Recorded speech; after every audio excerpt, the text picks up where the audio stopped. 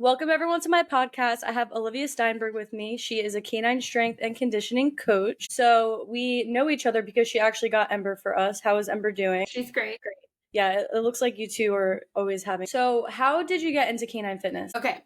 So it actually started with Walter. So when he was about, I don't know, it was like 12 to 14, almost like the 16-month mark, he started going from like being like really fast in his positions to like slow and sloppy. So the first thing we did was we took him to the vet, and the vet did x-rays. They did all of the like exams, checked him for all the things. He came back clear. And someone had like casually mentioned to me like, hey, why don't you just kind of like stop doing OB for a while and look into like maybe doing fitness and see if that helps him? So that's exactly what I did. So I sidestepped from OB for a while, started doing fitness to try to clean things up. And then I went down the fitness rabbit hole. And because of my personality, I don't just like read a book and then like start doing something. I'm like all in. So North Carolina State University School of Veterinary Medicine has an entire course that you can take, and it's a year-long course for strength and conditioning. And so I signed up for that, enrolled, and that's kind of like how I ended up with that. Here. Exactly. Without that knowledge, I don't think I would have been able to continue to push the vet for on Walter's behalf, because things just like didn't get better. And then that's when we went back after his second birthday, and they were like, yeah.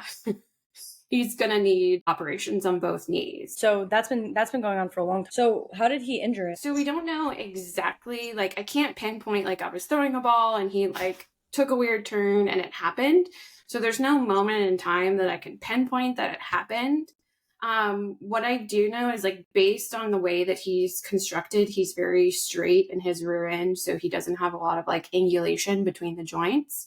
And that already puts you at like a higher risk structurally from tearing those CCLs, which he did. I think for a while, it probably actually was starting at that like 14-month mark when things got weird with his positions.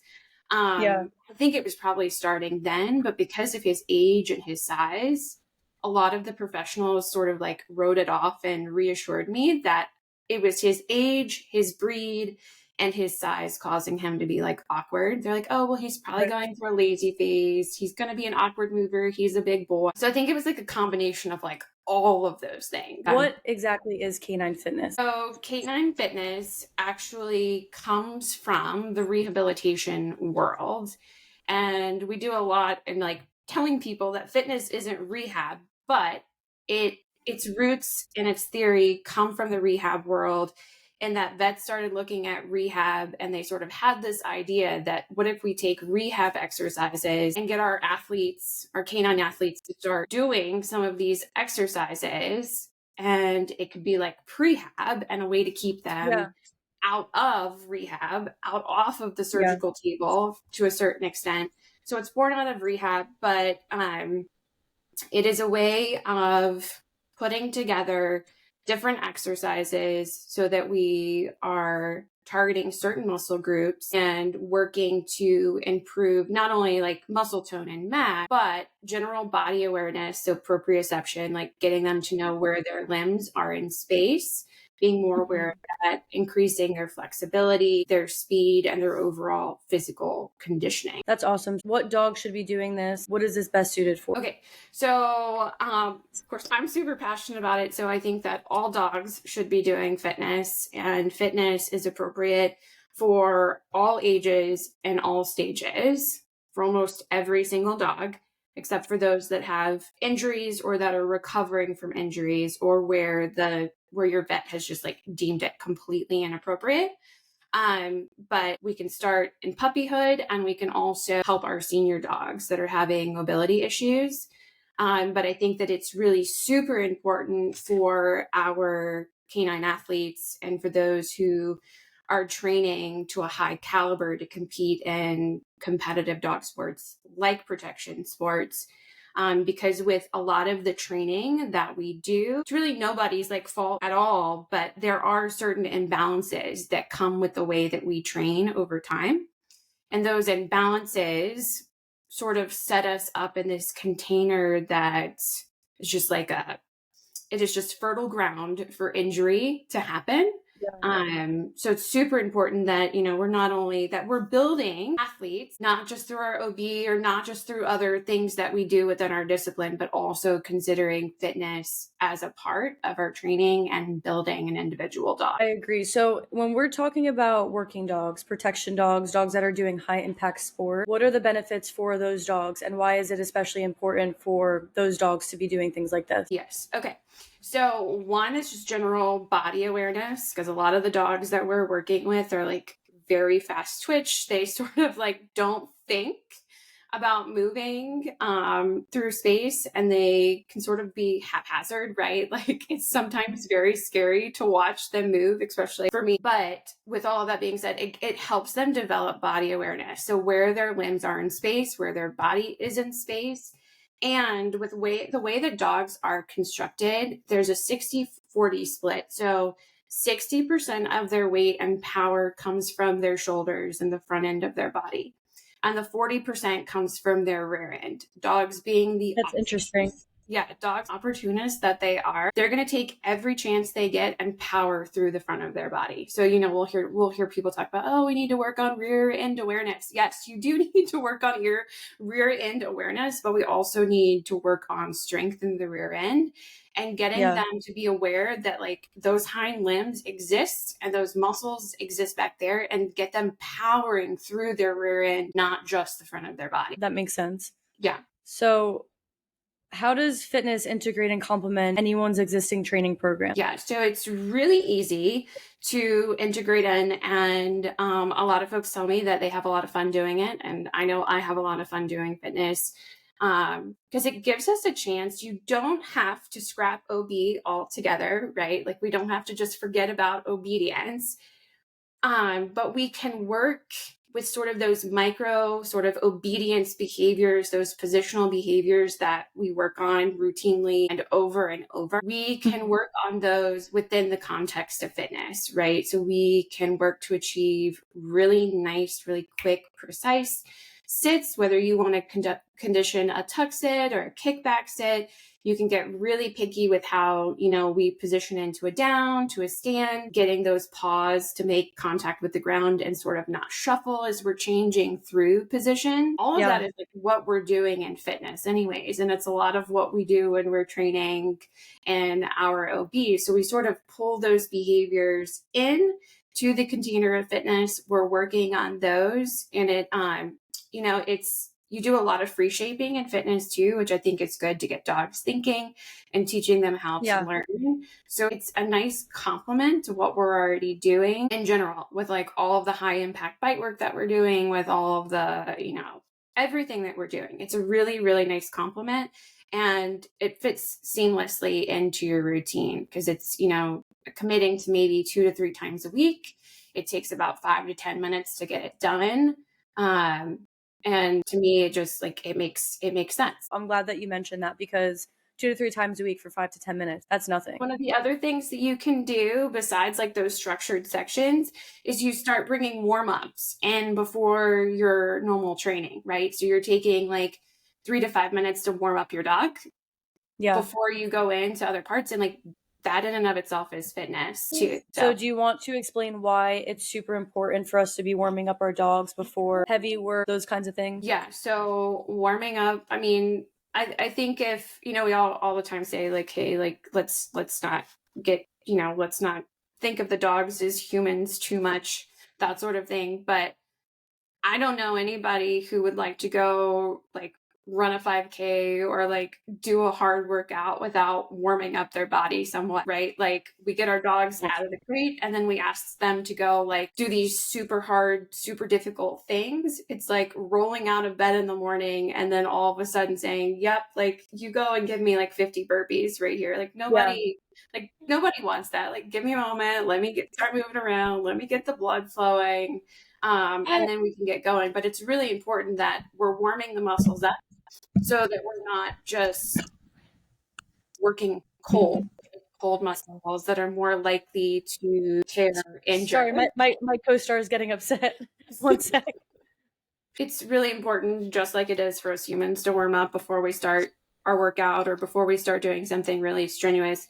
We just want to make sure that we've given an opportunity to like wake up their spine, to help them move within all planes of motion. So, we all the time want to make sure that, like, if we're thinking about moving the dog like up, down, side to side, forward and backwards.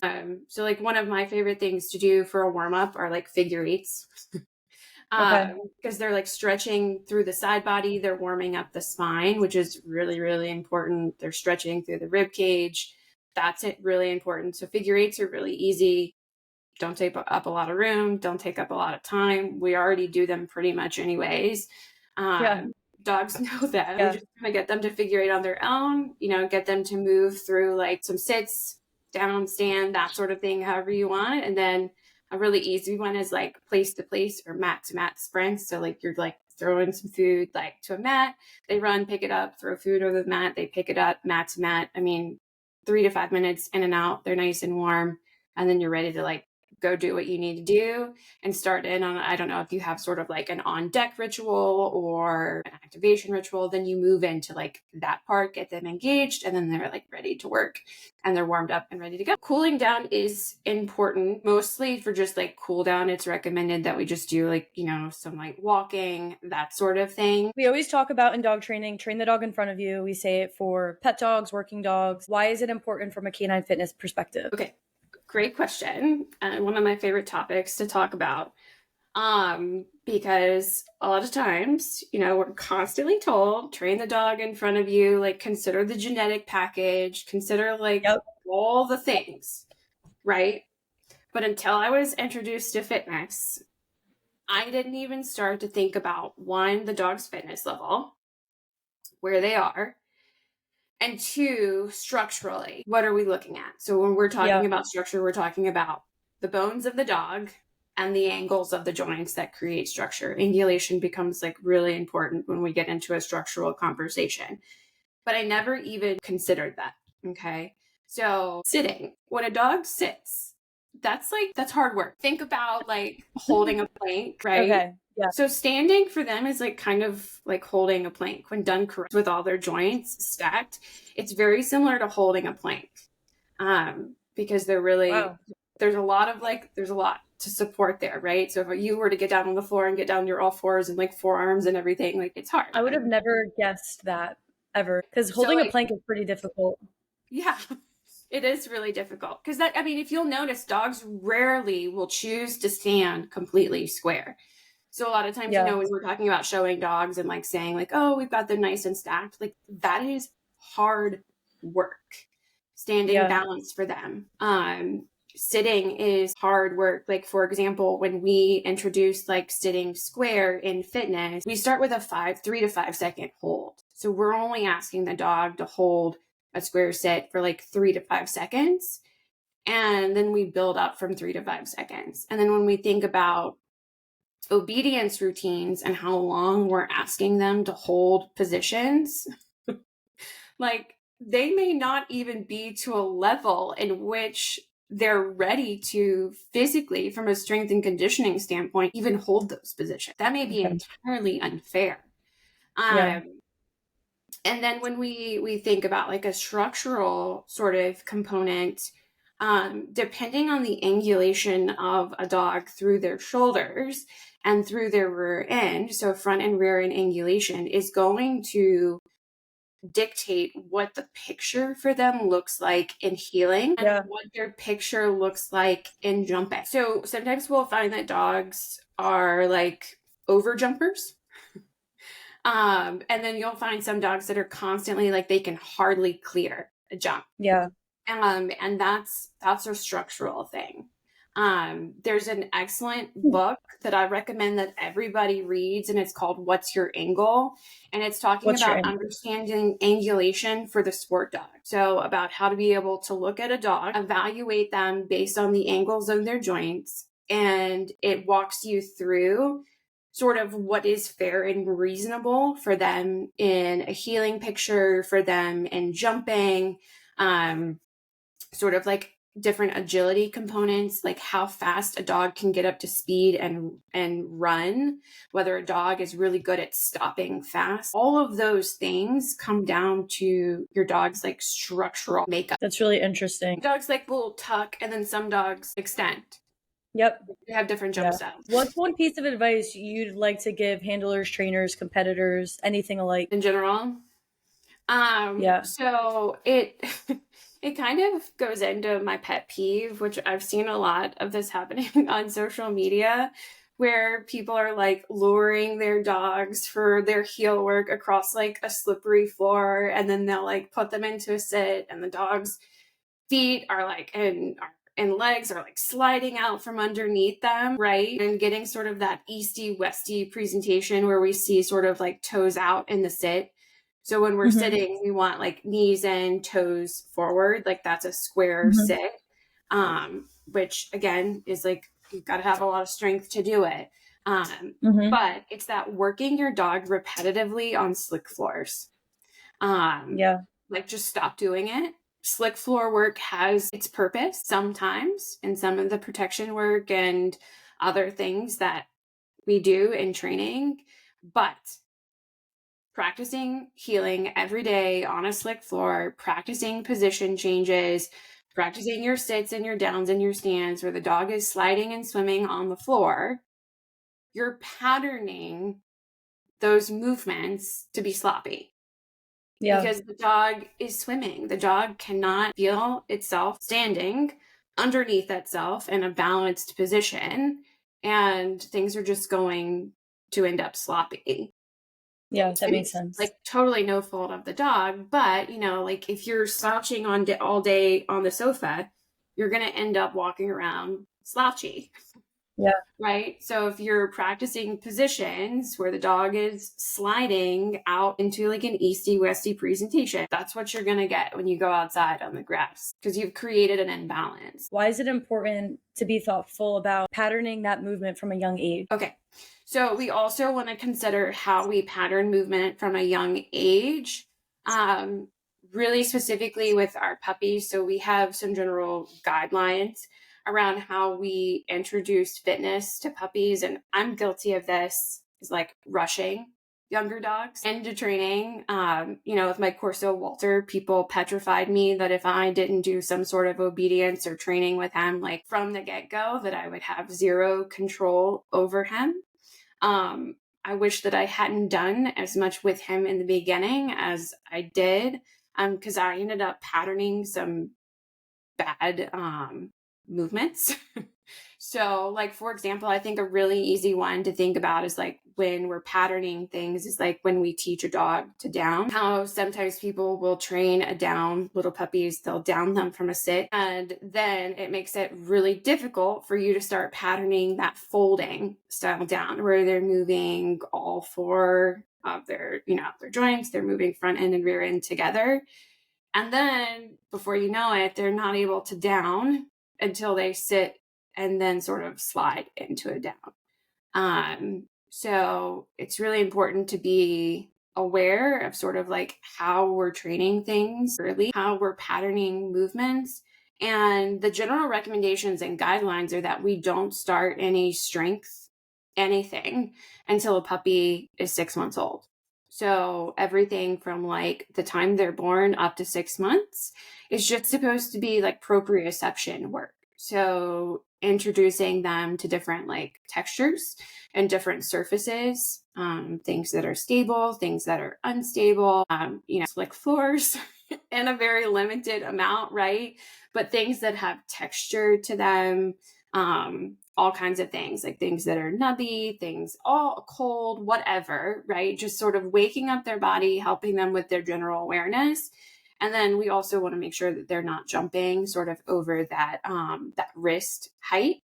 And then the progression from there is like once they're 6 months old, then we sort of move up. We can jump to elbow height. Then we can start layering in strength training. And if I had to do it all over again, I think that's when at 6 months I would start training what we think of as like traditional obedience. So I would start introducing those positional behaviors within the context of fitness, like at 6 months. So I can really think through how I want my position changes to look like in adulthood when I'm on the trial field, and start patterning them there at 6 months instead of just like teaching a dog to sit, teaching it down, just to down, right?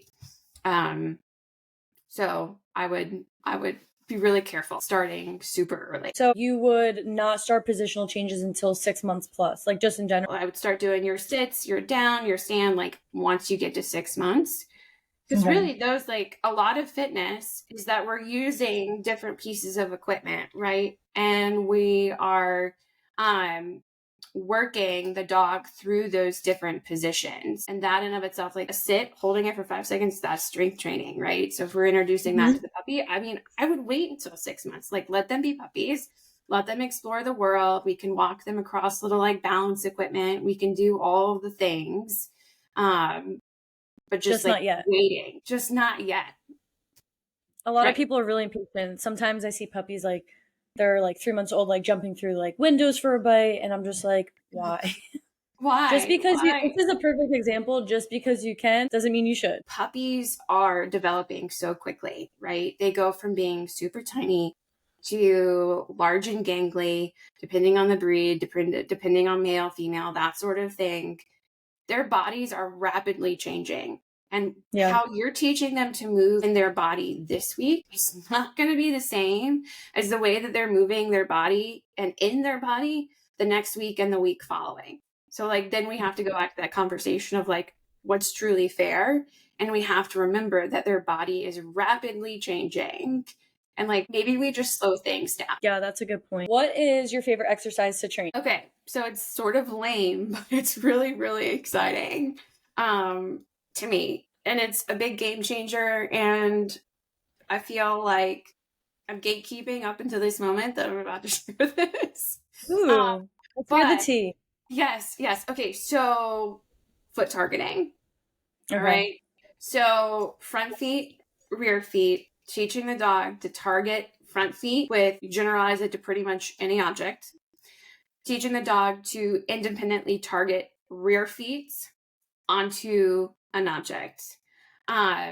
So we usually start with like a mat, like a bath mat, or like something with some sort of texture that's like bath mat size, right? And we start teaching dogs to front feet on this object, and then we start teaching rear feet on this object, and then we start getting smaller, which I like, it's actually in the background of this video, but I actually use 2x4s. So two by Okay. fours are awesome, because once you get the dog generalized to a 2x4, you can then take the 2x4 and use your like boards or your plank boards, or you can slide them into your position boxes. Like this changes the position box game, right? Like we think that we put a position box down and we put this little piece of wood in front of the dog's paws, that they like aren't going to move their paws, right? That they're going to come all the way up in, they're going to keep their little feet there, and they're going to know what the assignment is in the position box, right? Yeah. We layer in the foot targets inside of the position box, and the dog learns that those targets have such a high value that their feet belong on the targets, and they can work through a series of positions, keeping their feet in place. And it takes a lot of strength work, and it takes a lot of conditioning for dogs not to move their feet when they change positions, Yeah. because they're naturally going to have, we usually tend, we'll be sort of right side or left side dominant. I don't know how it works for canines. I would be very curious for somebody to do that research. But like, we sort of always tend to favor one side or the other, right? Like we tend to sort of always do things with like this hand or that hand or whatever. Dogs are kind of going to be the same way. So like go and watch tomorrow when you work your dogs, and watch like if they sort of always move one foot or the other, or maybe they all have little things that they I've like never to thought do. about that. Yeah, that they like to do with their paws. And sometimes that can tell us that if we've been training strength and if we've been conditioning that our paws stay in one spot when we change positions, if they're still moving around, then that sort of opens that conversation back around again of like, am I training the right muscle groups? Or could this be a sign that the dog is offloading some joint on this limb, that they're like, that there's pain involved. Um, Yeah. but dogs are kind of always, they're opportunists. They're always going to take the easiest way, and they're always going to favor sort of like getting up or laying down in a very particular way. But our foot targets help sort of create a very clear picture of where we want their feet to be in space. And then when we can control where their feet and they're in the position of their head, then we gain a lot of control over the overall like positional picture. A lot of people have the misconception of you can't make a dog have fancy feet. The dog has to have it a little bit, and maybe through training and markers, you're able to really maximize on it and get them into a good rhythm. But you can't make a dog have fancy feet. And then likewise, some dogs naturally have higher head and neck position. I say Savvy heels like a Mal because for the most part, her neck is straight up and her head is like really like straight and aligned with my body. Obviously, you know what I'm talking about. Fuego heals the same way. You could lure 5 different dogs the same exact way, and I promise all of their finished healing pictures, like and rhythms, will look different. That's just for Jersey. I've always had really nice luring for him because when I got him, I knew what I was doing by that time,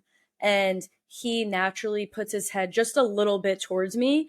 And then same thing, like I said with Savvy, I did the same thing with her, and she has a really in our sport opinion a better head position. Same thing with Rue. I've taught her the same exact way, maybe even better because by then she was my 3rd serious sport dog and she has the worst head position. She naturally wants to forage and her head position isn't nearly as nice as either one of theirs. So I think it's interesting. And then just talking about the term like fancy feet, the dog either has fancy feet or they don't. I would argue that all like comes down to structure. How do I start? What are the steps of getting into it? Do you offer lessons? Where can I start this journey? Yeah. So I work with people one-on-one on like a coaching basis. But I would say that if you just like want to get started with your fitness today, the first thing I would tell you to do is start with a warm-up. Start warming your dog up before you work your dog, please, please, please, please. And throwing your dog on a treadmill is not enough. And interestingly enough, not to go on too much of a tangent, cardiovascular exercise in canines has not been studied in depth. So there's Really? no definitive guidance around cardiovascular like conditioning. Like Interesting. it's been studied in humans. I think there was one study done on Labrador retrievers, and that's it. So we don't Okay. have a lot of research about that. Necessary that they run, right? And they do all of that. But throwing your dog on a treadmill is not going to get them like conditioned. It's just not. Don't tell me So that.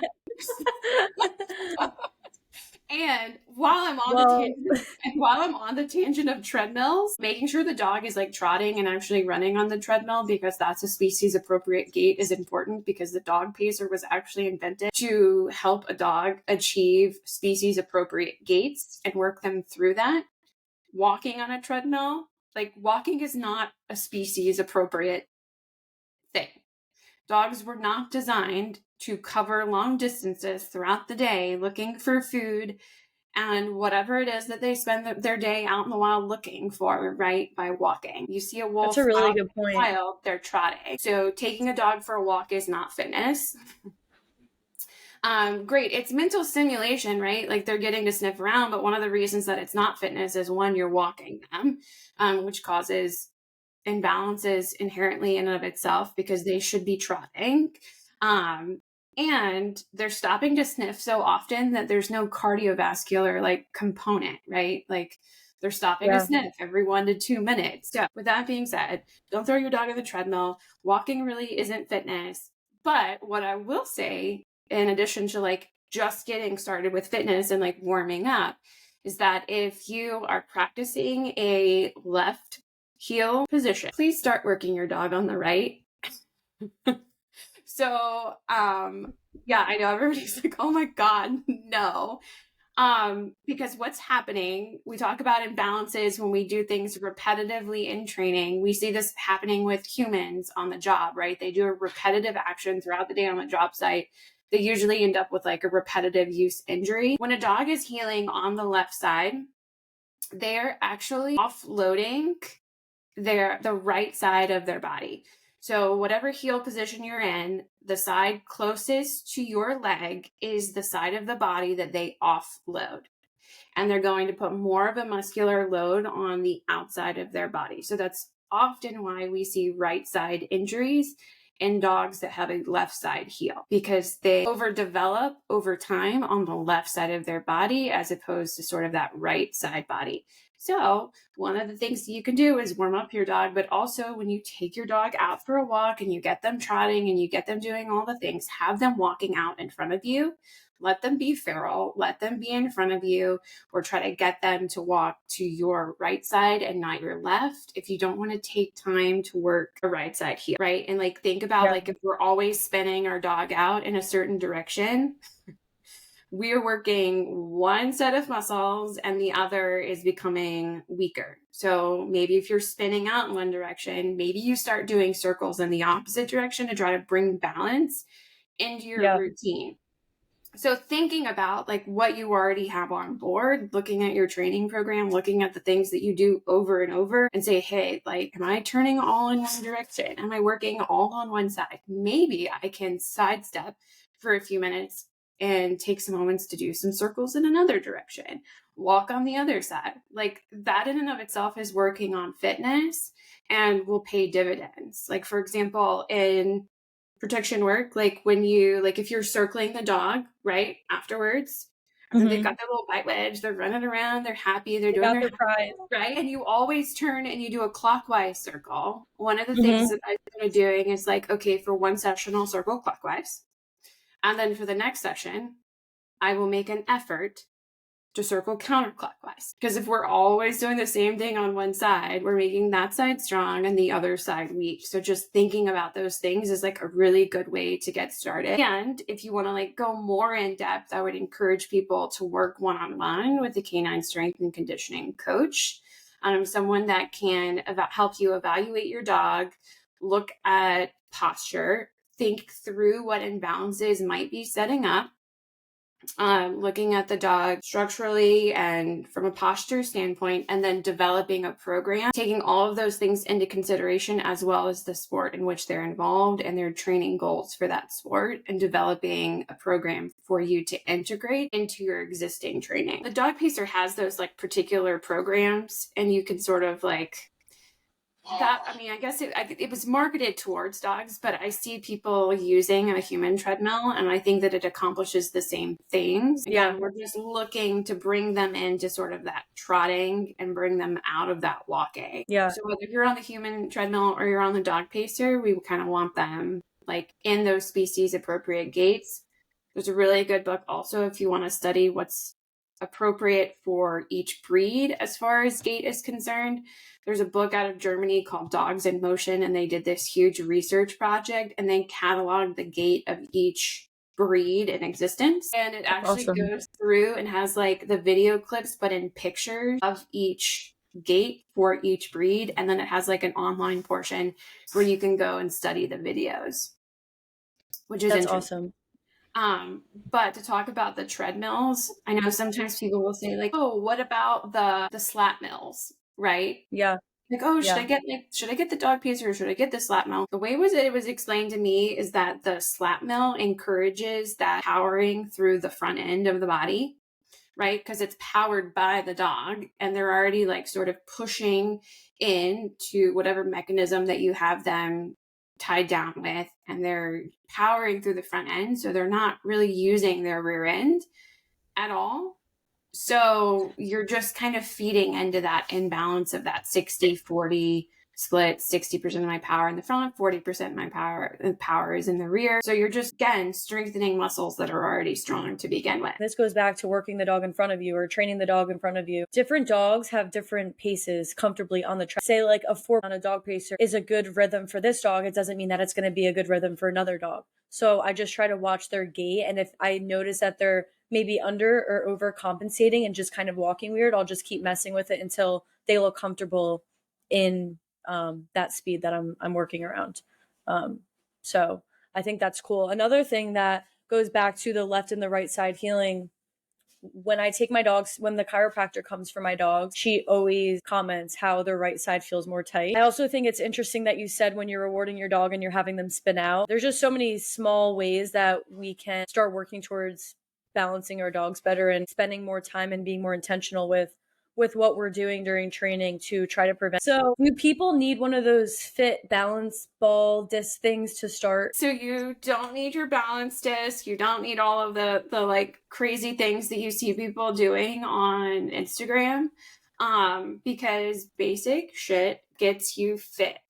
So just remember that. Same things for humans. Like I teach Pilates as well. Like it's the same thing. Like when you work your fundamentals, like you will get fit. What we do in fitness with equipment is like we sort of have like a graduated system.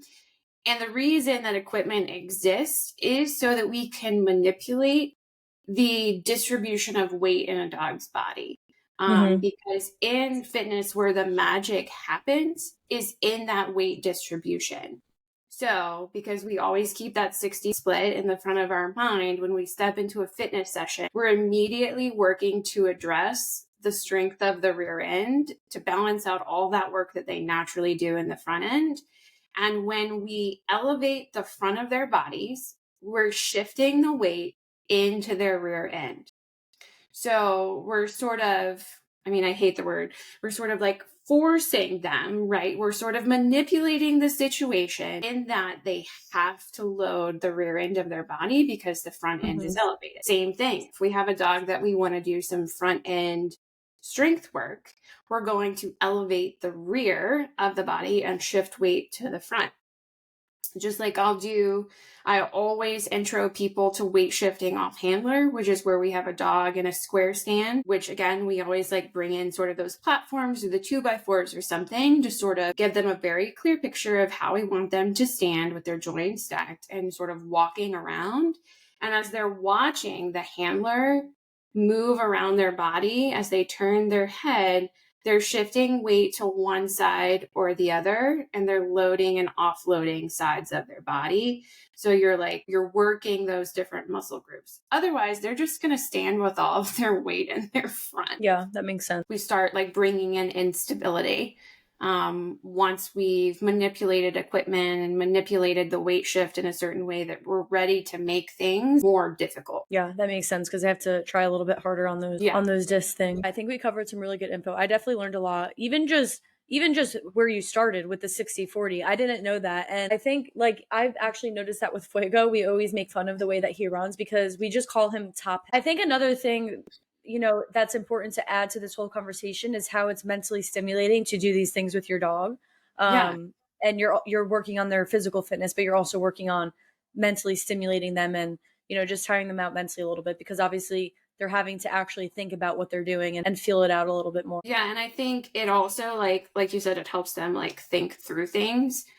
But I think as a handler, it gives you such an awareness of your dog, right? Yeah. Of their little quirks of like how they like to stand, how they sort of like to move. And it also like helps you kind of sort of cue in on like when they might be tired or when something like might be bothering them. Yeah. It just gives you like a different connection with them than like if you weren't doing these things Yeah, with that makes sense. I appreciate you coming on and teaching us all about this. I found it really interesting to learn these kinds of things. This is something that I have pretty much no knowledge of. There's small things that you've mentioned that I've noticed myself without actually calling it canine fitness specifically. So I appreciate you sharing your knowledge and your expertise with us and taking time out of your busy day to come onto the podcast so that we could all learn. Absolutely. I hope I made the case for fitness. My hope is that just like everybody, especially involved in like dog sports and protection sports, that like you'll take a moment to like consider fitness Yeah. and integrating it into your routine because we're in this for the dogs and we want to give them as much longevity and enjoyment in the sport. And fitness is a really important part of that. Yeah, I agree. And I don't think it's fair to expect for the dogs to show up for us every day, working, having flying sends, taking all that impact to not also take time during the week to consider how that might affect them physically in between sessions and really work on strengthening them that way. I don't know why that word was so hard for me.